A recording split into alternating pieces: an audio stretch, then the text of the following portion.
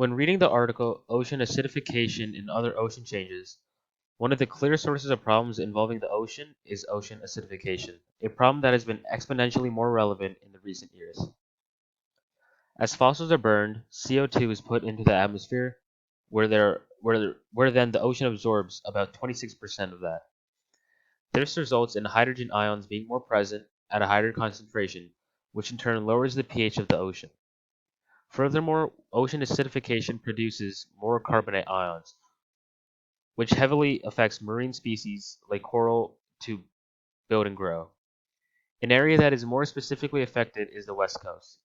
Upwelling is very prominent here, and as upwelling occurs, the atmospheric CO2 will be put into the ocean along with nutrients, further acidifying the ocean and damaging marine species.